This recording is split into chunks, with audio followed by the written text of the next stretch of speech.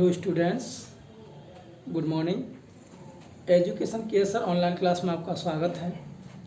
तो चलिए आज हम बात करेंगे डिटरमाइनेंट अर्थात सारणिक, जो कि आपके बोर्ड लेवल तथा कॉम्पिटिशन लेवल जैसे जी मेंस एंड एनडीए आदि कॉम्पिटिशन के लिए महत्वपूर्ण टॉपिक है सारणिक। ठीक है, सारणिक अर्थात डिटरमाइनेंट। अब ये होता क्या है तो ये जान लेते हैं। तो सारणिक क्या है तो ध्यान रखिए, इसकी परिभाषा बात कर लेते हैं हम। एन वाई एन अवयवों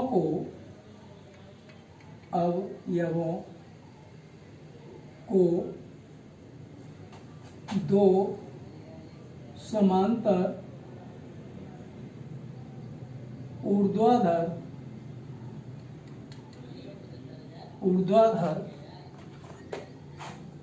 स्तंभों में व्यवस्थित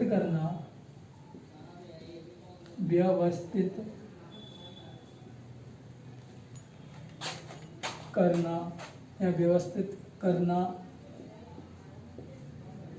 ही सारणिक कहलाता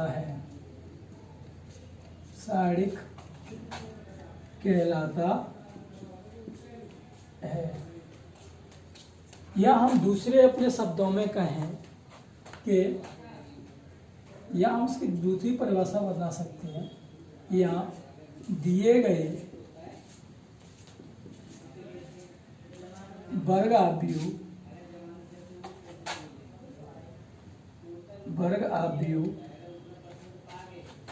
का मान ज्ञात, वर्ग आव्यूह को कर लेना को सारणिक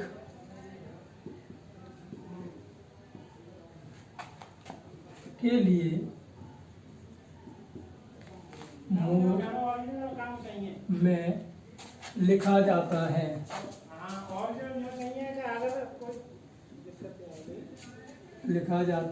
ठीक है, यानी दिए गए वर्ग आव्यूह को सारणिक के लिए किस में लिखा जाता है? मोड में लिखा जाता है। मोड का चिन्ह क्या होता है तो यहाँ ध्यान रखना है। मोड का चिन्ह होता है आपका इस तरीके से, ठीक है ना, इस तरीके से मोड में लिखा जाता है। इस वाले चिन्ह का प्रयोग करना है। अब हम बात करें जैसे कि, तो ध्यान रखना है सारणिक हमेशा वर्ग आव्यूह को निकाला जाएगा और सारणिक निकालने की दो विधियां हैं। सारणिक निकालने की कितनी विधियां हैं? दो। तो देखिए सारणिक का मान दो विधियों से ज्ञात किया जाता है। जैसे कि हमने कहा था अभी एन वाई एन अवयवों को दो समांतर ऊर्ध्वाधर स्तंभों में व्यवस्थित करना ही सारणिक कहलाता है। तो देखो इसके अनुसार अगर हम बात करें एन वाई एन अवयवों का सारणिक तो क्या हो जाएगा? तो देखिए सारणिक का चिन्ह होता है मॉड्यूलस यहाँ, ठीक है, छोटा कोष्ठक लिख सकते हैं। तो इसमें हम लिखेंगे पहला अवयव, तो पहली पंक्ति पहला कॉलम, इस तरीके से, ठीक है ना, इस तरीके से ये चल रहा होगा कहाँ तक? A1N। इसी प्रकार हम यहाँ से बात करेंगे A21 A22 A23 A2N। और इसी तरीके से हम इधर नीचे की तरफ बात करें, ठीक है ना, तो यहाँ पे आपकी लाइन बनेगी अंतिम जाके क्या? AN1 AN2 AN3 और यहाँ पे AN। इस तरीके आप सारणिक के नाम, ठीक है। तो इस तरीके से हम क्या किया कि जो एन वाई एन अवयव थे उनको दो समांतर लाइनों ऊर्ध्वाधर स्तंभों में व्यवस्थित कर दिया। तो ये क्या कहलाएगा? सारणिक। अब सारणिक का मान दो विधियों से ज्ञात किया जाता है, ठीक है ना। जैसे कि हम बात करें, ठीक, जैसे A3/3 का सारणिक लिखे हम तो क्या लिख सकते हैं? जैसे कि बात करें 3 2 1 5 6 0 2 1, तो ये 3/3 का सारणिक हो गया, ठीक है। या हम बात करें तथा 8 2/2 तो इसका सारणिक लिखेंगे ठीक है। तो इसमें 2 पंक्ति 2 कॉलम होंगे, तो ध्यान रखना है इस तरीके से ये चलेगी, इस तरीके से, तो ये आपकी R1 होगी, इस तरीके से चलेंगे तो ये आपकी R2 होगी, इस तरीके से चलेंगे ये आपकी R3 होगी। इस तरीके से हम चलते हैं, ठीक है। अगर हम इस तरीके से चलेंगे तो ये आपकी C1 होगी, और इस तरीके से चलेंगे तो ये आपकी C2 होगी। यानी कि इस तरीके से कितने स्तंभ है तो देख नहीं सकते, इस तरीके से हम याद कर सकते हैं, ठीक है। तो ये सारे का हमें अच्छी तरह लिखना आना चाहिए। तो सारे की परिभाषा में यही बोल सकते हैं, n बाई n अवयवों को 2 समांतर ऊर्ध्वाधर स्तंभों में व्यवस्थित करना ही क्या कहलाता है, सारिक कहलाता है, ठीक है। तो यहाँ हम कह सकते हैं जो सारिक होता है वो दिए गए वर्ग आव्यूह का ही सारिक हम ज्ञात करते हैं, ठीक है। यानी कि दिए गए वर्ग आव्यूह को सारिक ज्ञात करने के लिए इसे किसमें लिखते हैं, मॉड्यूलस। तो ये मॉड्यूलस होता है जिससे डिटरमिनेंट पढ़ा जाता है, ठीक है। तो ये आपका 3/3 का सारिक हो जाएगा और ये 2/2 का सारिक हो जाएगा, ठीक है। अब यहीं से हम बात करें उपसारिक की, उपसारिक, ठीक है। तो यहां से हम बात करें 3 का उपसारिक,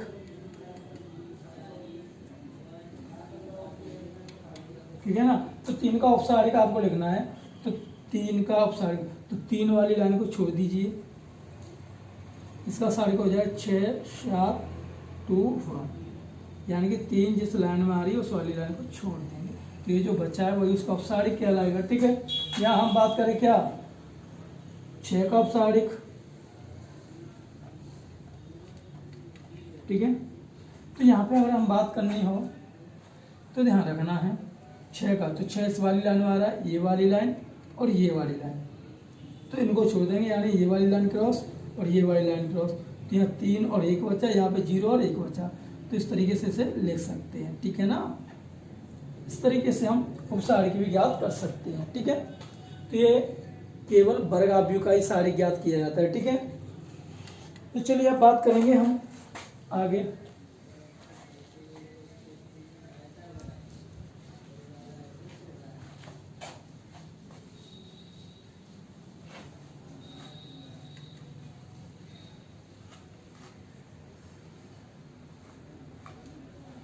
ठीक है। चलिए आप देखिए, अब बात करेंगे सारिक का मान, सारिक का मान, ठीक है ना, यानी कि वैल्यू ऑफ डिटरमिनेंट। अब देखो कैसे फाइंड करना है आपको, तो सारिक का मान 2 विधियों से ज्ञात करते हैं, 2 विधियों से ज्ञात करते हैं, ठीक है ना। अब कौन कौन सी विधि है, ठीक है। तो नंबर 1 है आपकी प्रसार विधि, और दूसरी है आपकी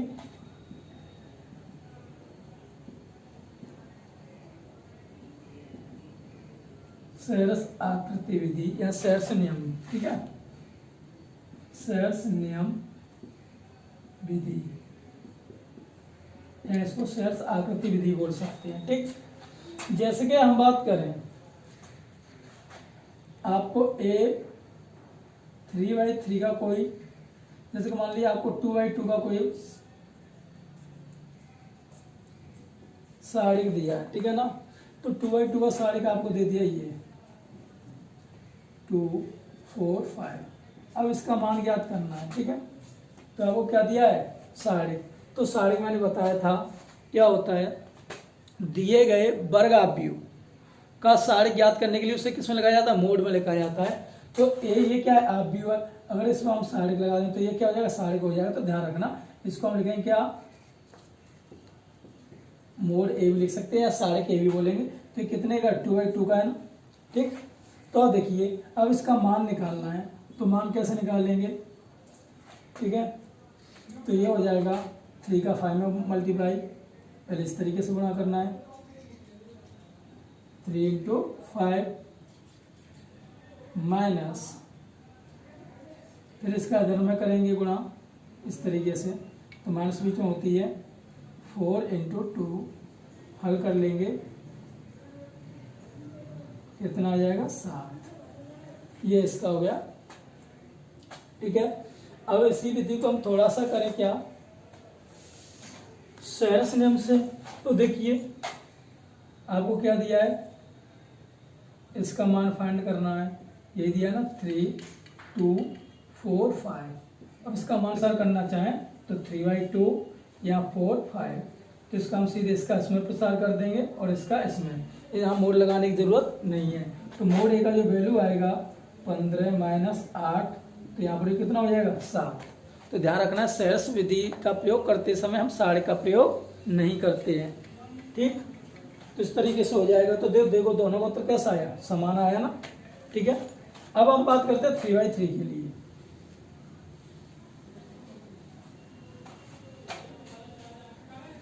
जैसे कि हम बात करें अब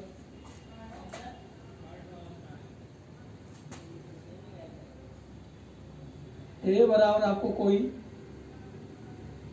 दिया है, आप भी 3, 2, -1, 0, 5, 2, 7, 6, 4 इस तरीके से दिया है।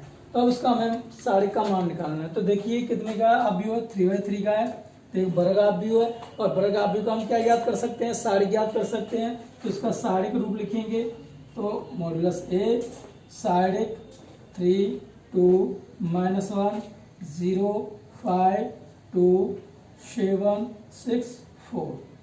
ध्यान रखना है अवयव का कभी प्रसार नहीं होता, केवल साढ़े का ही प्रसार होता है। अतः अवयव का मान ज्ञात करने के लिए हम साढ़े विधि का ही प्रयोग करते हैं। अब देखिए यहाँ पर प्रसार करना है, तो प्रसार हम पंक्ति के अनुसार भी कर सकते हैं और कॉलम के अनुसार भी कर सकते हैं। तो प्रयास कर रहे हैं हम R1 के अनुसार, यानी पंक्ति के अनुसार, ठीक है ना। तो मैंने प्लस माइनस चिन्हों को बताया ही था आपको क्या करना है। तो देखिए ये आपका प्लस होता है, ये आपका माइनस और ये आपका प्लस, इस तरीके से चिन्ह चलते हैं। कैसे चलते हैं ये मैंने अवयव वाली वीडियो में पहले बता चुका हूँ, ठीक है। तो देखिए अब हमें इसका प्रसार करना है, तो पहले +3 लेना है। अब 3 लेंगे तो 3 वाली लाइन ये है और ये कॉलम है, ये रो है, तो इसको छोड़ देंगे। जो अवयव बचे उसे लिख लेंगे। क्या बचे हैं, 5, 2, 6, 4, ये तो बचे हैं। फिर माइनस का 0, और 0 का मल्टीप्लाई किस में होगा, तो 0 वाली लाइन छोड़ देंगे। यहाँ बचेगा 2, यहाँ पे -1 और 0 वाली लाइन ये गई और ये गई, तो क्या हो जाए 6 और 4, ये साढ़े हो गया, ठीक। फिर प्लस के 7, ठीक है। अब यहाँ पे हम बात करें तो ये 7 वाली लाइन ये फिनिश और ये फिनिश, तो यहाँ पर 2, -1, 5, 2 यही बचा ना। अब इसको हल करेंगे तो देखिए 3, 5 का 4 में मल्टीप्लाई कर तो कितना हो जाएगा 20। अब -6 का इसमें करते हैं 6, 12, माइनस का 0, यहाँ पे 4 दूनी 8, माइनस और माइनस के 6 प्लस, ठीक है ना। अब +7 लिखेंगे, ठीक। अब 2 दूनी 4, माइनस और 5 का माइनस में -1, -5 और माइनस पहले से +5, ठीक है ना। इसको हल करेंगे तो यहाँ पे कितना बचेगा, 20 में से 12 गया तो 8, 8 3 24 हो जाएंगे, यानी 3, 8 बचे, 0 यहाँ 14 +7 यहाँ पे क्या बचे 9, 8 3 24 माइनस के 0 प्लस के कितना यहाँ 63। हल कर लेंगे तो कितना हो जाएगा ये 87, ठीक है। तो यहाँ हमने इतना ज्ञात कर लिया साढ़े का मान। और अगर हम सेयर्स विधि की बात करें, साढ़े का मान ज्ञात करना है, तो देखिए इसी का मान क्या कैसे ज्ञात करेंगे। तो देखिए आपको साढ़े इसी का मान ज्ञात करना है, यानी कि 3, 2 -1 0 5 2, ये ना 3 2 -1 और 0 5 2 और क्या है 7 6 4, तो ये लिख लेना आपको 7 6 4। अब देखिए सेयर्स विधि के लिए हम क्या करेंगे, तो मैंने बताया था सेयर्स नियम को हम क्या बोलते हैं, सेयर्स आकृति विधि भी। तो इसके लिए हम क्या करेंगे, ये जो आपको सारणी दिया है उसको आकृति रूप में व्यवस्थित करेंगे।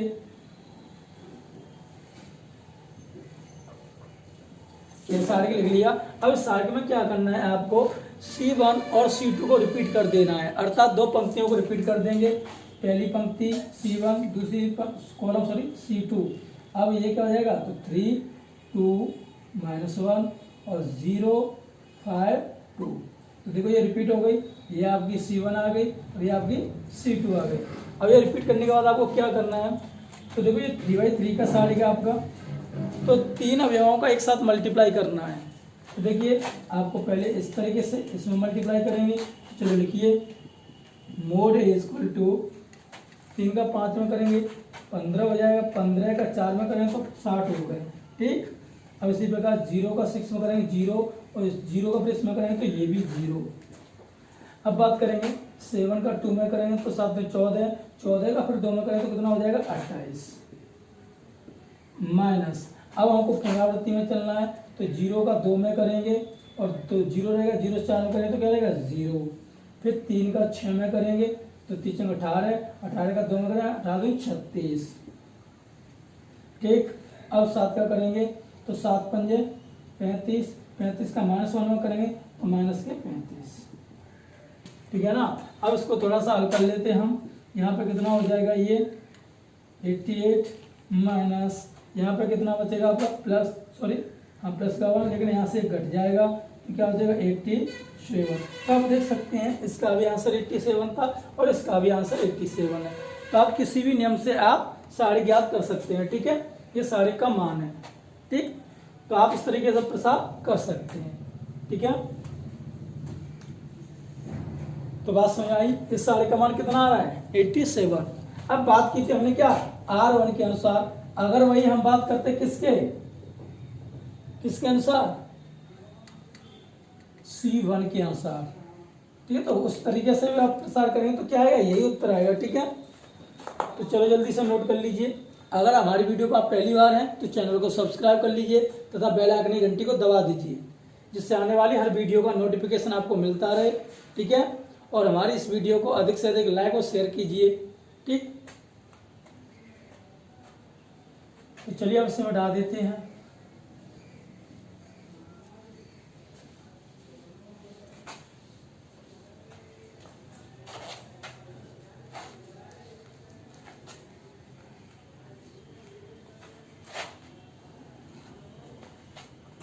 अब देखिए, अब हम बात करें किसके, साड़ी के गुण।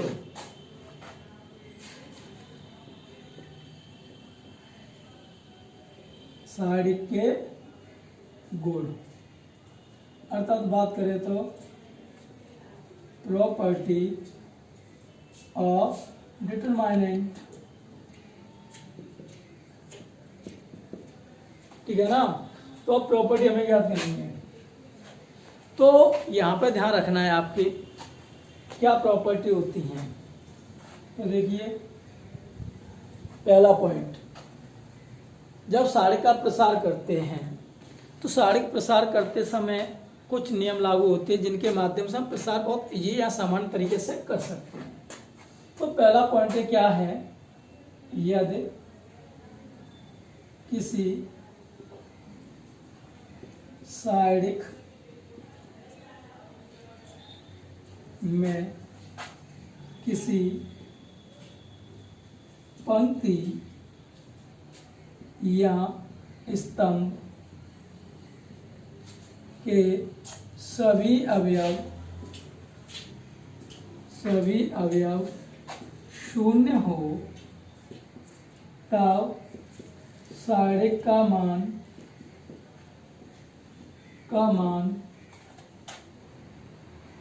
शून्य होता है।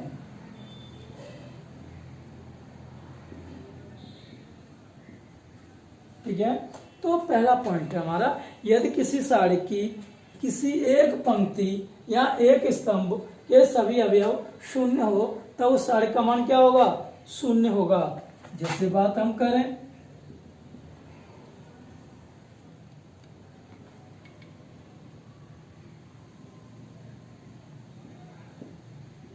तो देखो ये 2/2 का साड़िक है, तो इसकी एक पंक्ति के सभी अवयव क्या है, शून्य। तो इसका आंसर प्रसार करेंगे तो क्या आएगा, 0 आएगा, क्योंकि इसका इसमें गुणा करें 0, इसका इसमें गुणा करें 0 तो 0। तथा अगर हम बात करें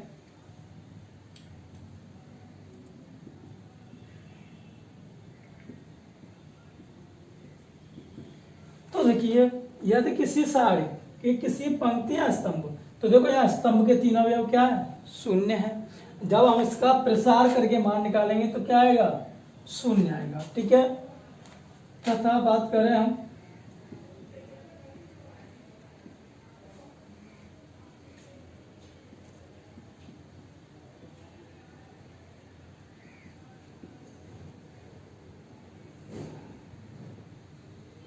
तो देखिए इसकी दूसरी पंक्ति के सभी अवयव शून्य, तो इसका मान क्या रहेगा, शून्य। तो ये बात माइंड में होती चाहिए, यदि किसी सारणी की किसी एक पंक्ति या एक स्तंभ के अवयव शून्य दिए हैं तो हमें बिना प्रसार किए उसका उत्तर क्या बताना है, 0। ठीक है ना। दूसरा पॉइंट है आपका जो अगला नेक्स्ट है, यदि किसी सारणी में 2 पंक्तियां या स्तंभ समान हो,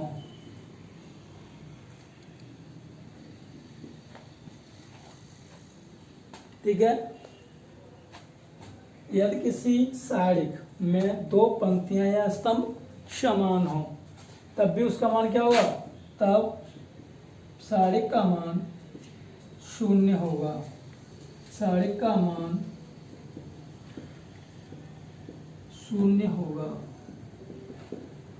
जैसे हम बात करें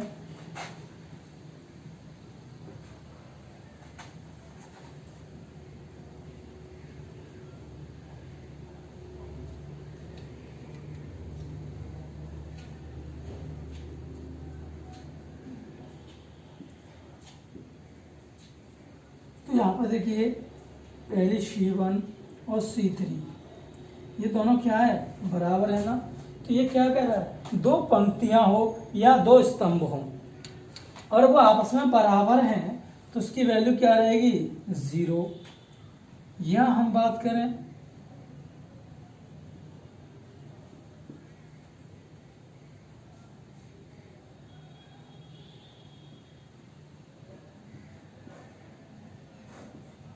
तो यहां पे देखिए आपकी R1 और R2 दोनों क्या है, समान है। अगर समान है तो इसका मान क्या रहेगा, 0 रहेगा। ठीक है, तो ये महत्वपूर्ण पॉइंट है, तो इन्हें आप नोट कर लीजिएगा। ठीक है, तो चलिए मिटाते हैं।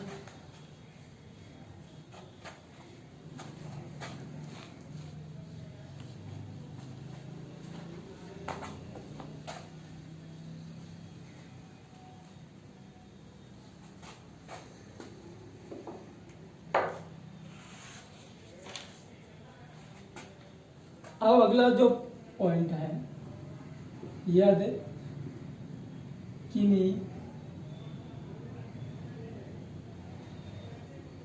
2 पंक्तियों या स्तंभों को परस्पर बदल दें तब सारणी का चिन्ह बदल जाता है, चिन्ह बदल जाता है। ठीक है ना। जिसके हम बात करें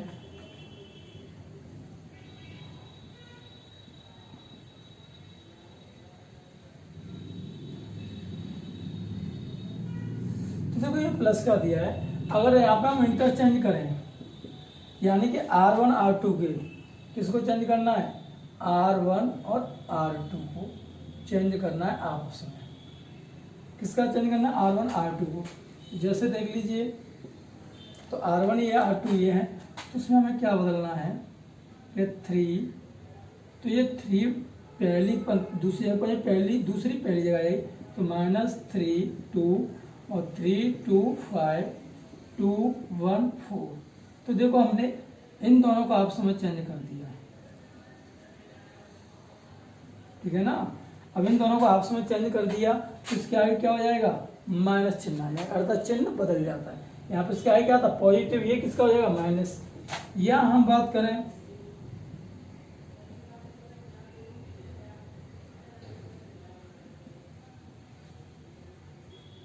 ये दिया है।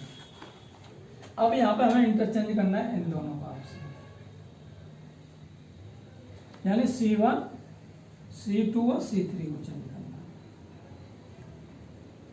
ध्यान रखना रो से रो चेंज होगी और C से C, यानी कॉलम से कॉलम।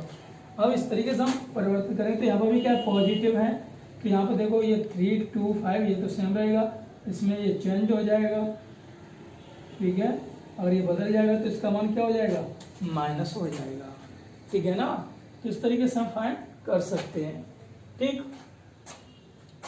अगला पॉइंट यदि किसी अदिश राशि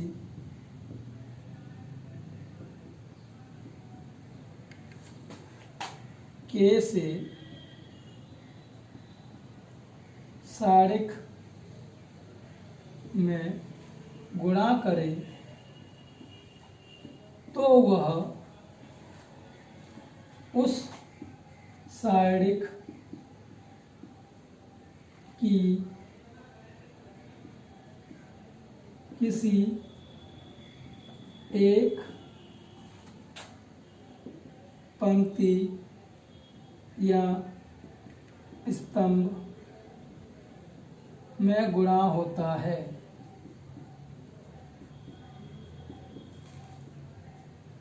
जैसे हम बात करें, ये दिया आपको के 3 2 1 4 5 7 6 3 8, अब ये दिया है। अगर हम के का किसी सारिक में गुणा करेंगे तो उस सारिक की किसी एक पंक्ति या एक स्तंभ में गुणा होता है। यहाँ जैसे कि हम बात करें, यहाँ हम के का गुणा करें तो क्या करेंगे, हमने पहली पंक्ति में चुना तो 3K 2K 1K, बाकी सब यही रहेगा। जबकि हम बात करें यानी इसका मान और इसका मान क्या रहेगा, बराबर रहेगा।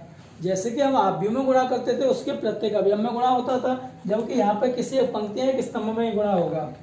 यहाँ हम बात करें, हम पहली पंक्ति में गुणा करके ना हम C2 में गुणा करना चाहते हैं, किसी एक स्तंभ में कर सकते हैं। तो देखो 3 4 6, अब हम दूसरी कॉलम में गुणा करेंगे तो 2K 5K 3K, ठीक है। तो हमने दूसरे कॉलम में गुणा कर दिया के का, बाकी सब सेम रहेगा। तो इन सबके मान निकालेंगे, क्या आएंगे, सबके मान समान आएंगे, ठीक है। तो ये हमारे प्रॉपर्टीज हैं सारी की, ठीक है।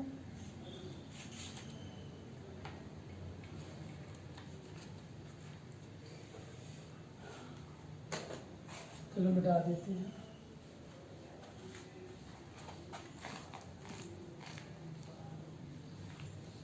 तो ये महत्वपूर्ण थे आपके लिए, तो इन्हें आप नोट कर सकते हैं। चलो इसके और भी गुण हैं, वो कर ही लेंगे। अब हम बात करते हैं यदि किसी सारिक में चक्रीय क्रम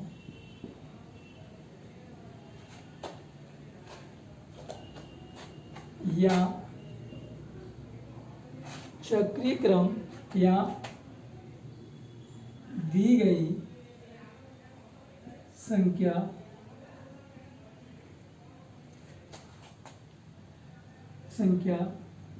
समांतर श्रेणी में हो, समांतर श्रेणी में हो, समांतर श्रेणी में हो, तब उसका मान 0 होता है, ठीक है। जैसे हम बात करें 3 4 3,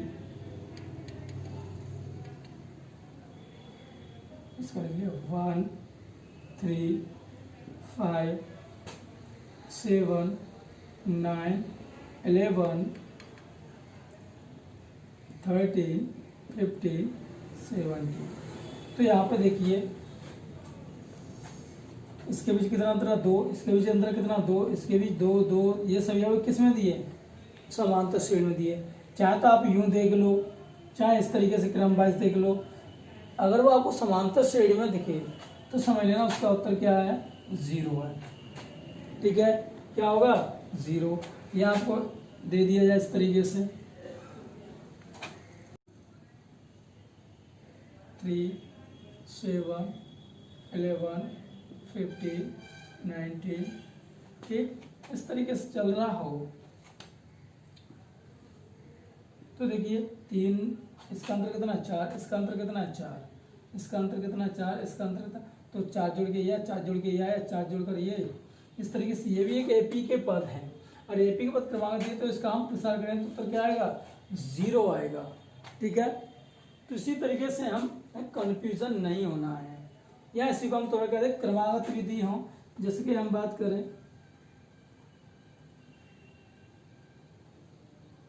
2012, 2013,